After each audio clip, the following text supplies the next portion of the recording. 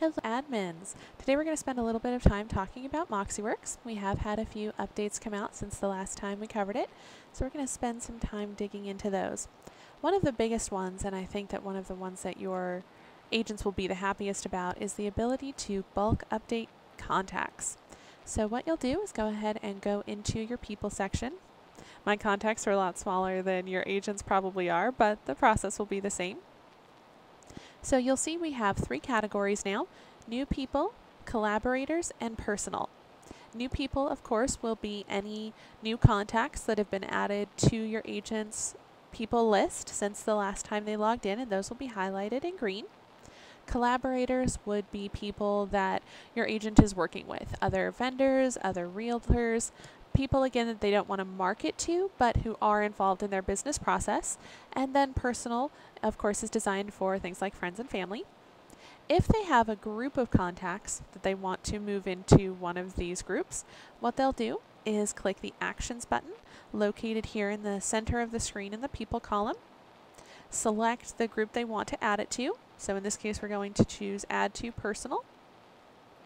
And then you'll see where next to each individual contact, there's a little Add button. So we're going to click that button for each of the contacts we want to add to that group, and then click the Add Selected button at the bottom of the page.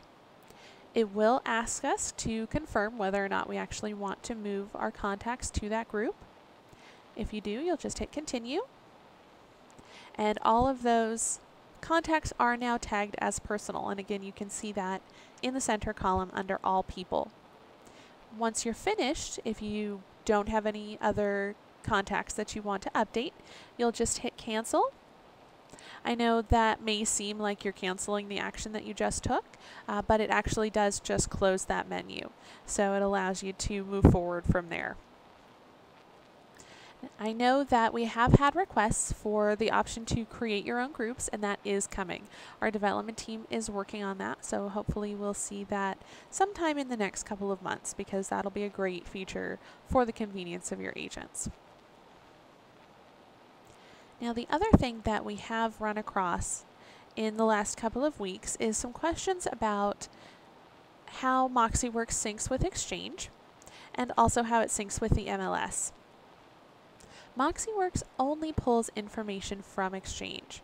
So for instance, all of the contacts that I have in my people section are contacts that were in my Exchange email account. Anything that I do in Exchange to update those contacts, any new addresses I put in or emails, any new contacts that I add, will be reflected in MoxiWorks.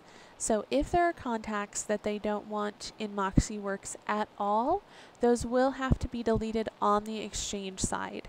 The option to delete contacts does not exist in MoxiWorks at this time.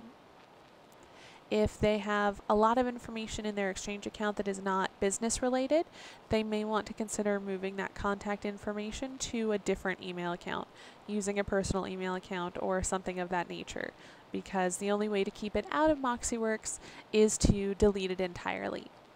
They do, of course, have the option to add it to a personal group now, so that will allow your agents some extra ability to organize that. We had an interesting question this week about the Goals module and how MoxiWorks syncs with the MLS, and this actually took me a little bit of time to research it. But it's important, especially when you're looking at a buyer's transaction, to make sure that your agent has listed themselves as the buying agent and has put in an MLS ID that matches the MLS ID that we have on record. When MoxiWorks attempts to pull information from the MLS, it does use the MLS ID, and this goes for both sellers and buyers transaction. So of course, for sellers transactions, your agent would have to be the listing agent on record.